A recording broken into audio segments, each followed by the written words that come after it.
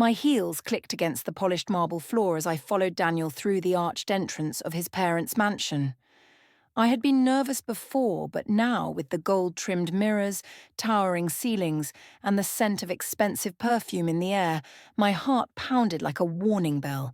This was the Bransford estate, and I was about to meet his parents for the first time. "You okay?" Daniel whispered, sensing my nerves. I nodded, smoothing down my emerald green dress. Just hoping they like me. He squeezed my hand. "They will. I like you. That's what matters." But I wasn't so sure. Daniel came from money, a lot of it. He was the only heir to Bransford Holdings. I, on the other hand, was the daughter of a farmer. I grew up feeding chickens, fixing tractors, and waking up at 5 a.m. to haul feed across muddy fields.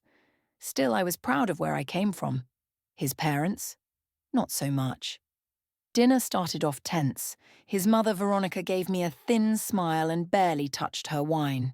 His father, Thomas, asked questions with a tone that made it clear they weren't really questions, more like tests.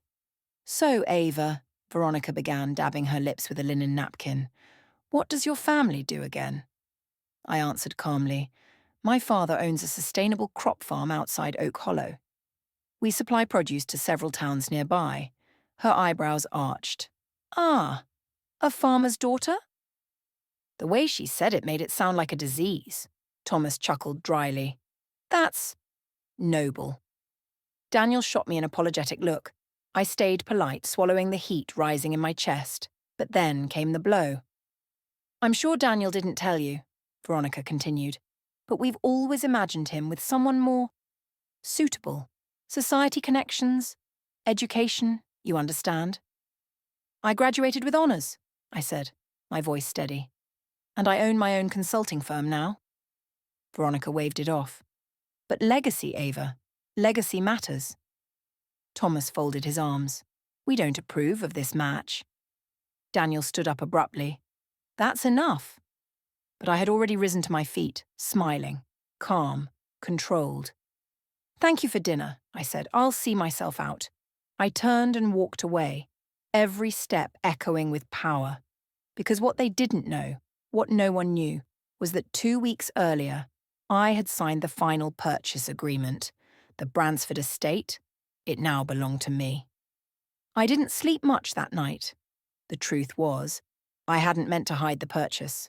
The estate had gone into silent foreclosure after Thomas made a bad investment overseas. It was listed under a shell company, and I had been advised to keep quiet until the deal closed. But the dinner? That was the final straw. The next morning I put on my best blazer, straightened my long hair, and walked into Bransford and Carr, the very law firm handling the transition. My attorney, Leonard, smiled as I entered. "Ms. Carter," he said, "the keys are ready. They've been notified of a new owner, but not the identity." I tapped the manila folder in my hand. "They're about to find out." That afternoon I returned to the estate. Daniel had tried to call, text, apologize. But I needed this moment to myself. As I entered the grand foyer, I spotted Thomas and Veronica speaking to a man in a grey suit, the estate manager. He looked pale. "I'm sorry, Mr. and Mrs. Bransford," he said, "but the documents are in order. The property has been sold. You'll have to vacate within 30 days. Veronica's voice cracked. "Sold? To who?" I stepped forward, heels clicking confidently. "To me." They turned. Veronica's mouth opened, then froze. Thomas went rigid. "You?" he asked, voice low. I pulled out the deed and handed it to the estate manager. The estate, along with the vineyards and adjacent lands, now legally belonged to Carter Holdings. Veronica's face turned crimson. "This is a joke." "No," I said softly. "This is poetic justice." "You tricked us," Thomas growled. "I didn't have to," I replied. "You never asked who I was, just assumed who I wasn't." The room fell silent. Daniel entered through the front door, panting like he'd run a marathon. "Ava?" I turned slowly. "Hi, Daniel." He looked between his parents and me. "What's going on?" Veronica snapped. Your farmer's daughter just bought our home. Daniel blinked. You did what? I looked at him calmly. I didn't plan for it to happen like this. But yes, I own it now. He stared at me, stunned. I added quietly, and I'd still like to be with you, if you can handle who I really am. Daniel and I sat by the garden later that evening, beneath a peach sky tinged with gold. I feel like I'm in a dream, he muttered. I didn't plan to humiliate them, I said, but they needed to be humbled. He gave a short laugh. They definitely were. I've never seen my father speechless before. I tilted my head. Does it change how you see me? He looked at me, earnest. Not at all. If anything, I'm in awe. That night, the story spread like wildfire. Farmer's daughter buys Bransford estate trended online. Tabloids speculated. Society gossiped. But I stayed quiet. Until I received an invitation. Veronica had called a family brunch. I hesitated, then decided to go. This time I wore a white suit and arrived in a black car with tinted windows. Their expressions were tight when I entered. We wanted to apologize, Thomas said stiffly. We misjudged you. I raised a brow. Is that so? Veronica's hands clutched her coffee cup. And we'd like to invite you to the board of the family trust. My heart skipped. They weren't just accepting me. They wanted me in. I'll think about it, I said smoothly.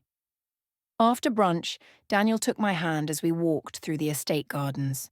I know they're hard, he said, but you made them listen.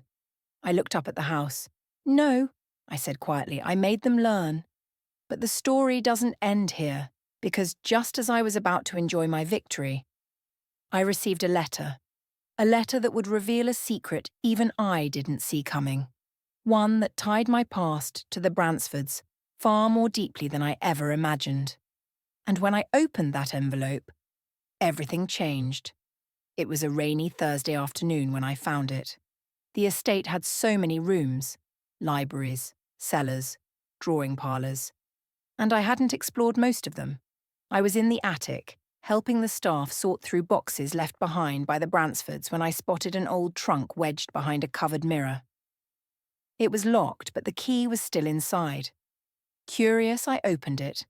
Inside were stacks of letters tied with ribbon, and at the very bottom, a folder, yellowed with age.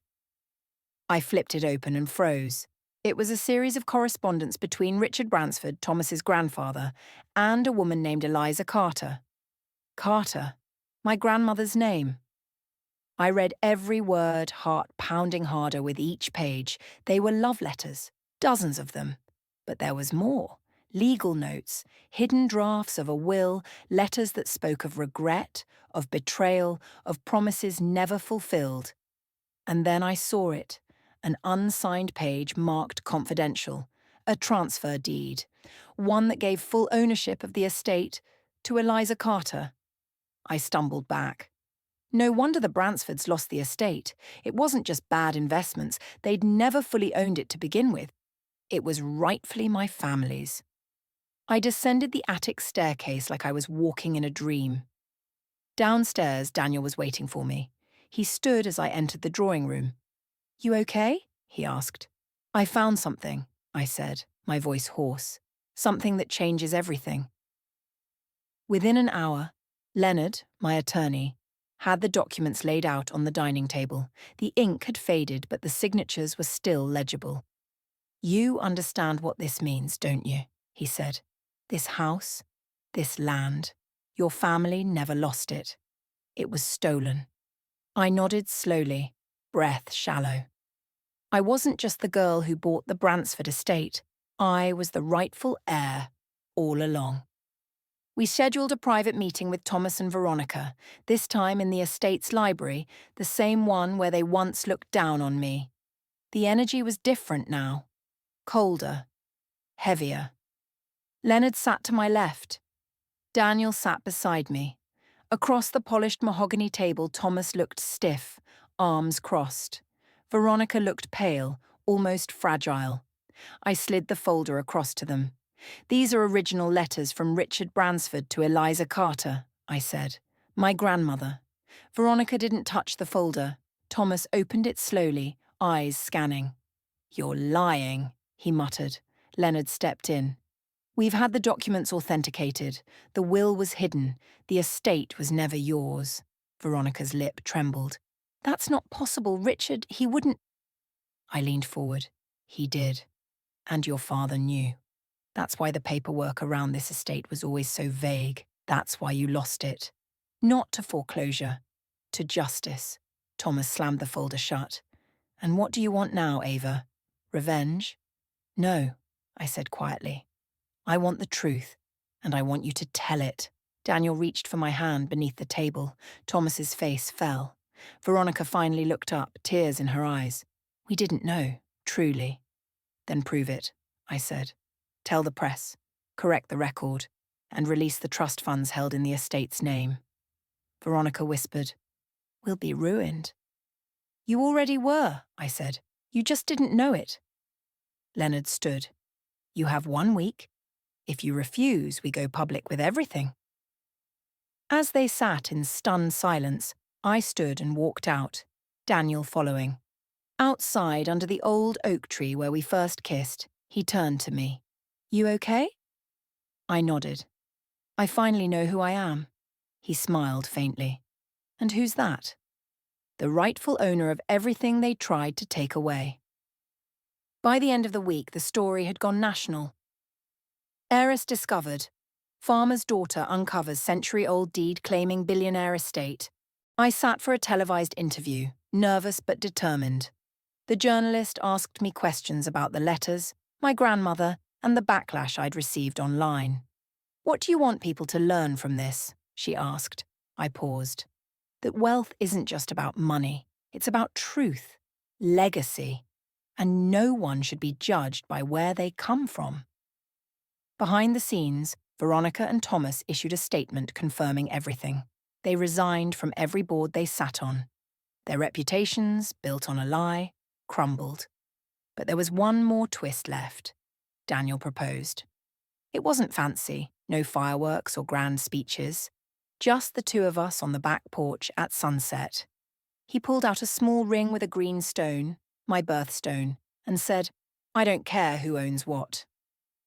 I just want a future with you." I said yes. But even then, I knew our story wasn't finished. Because as I cleaned out the old study, I found another letter, one not from Richard, but from Eliza. In it, she mentioned something I had never heard of, a second estate, hidden in another town, twice the size of Bransford, long forgotten, untouched for decades. And the last line sent a chill down my spine. If anything happens to me, Ava must be the one to find it.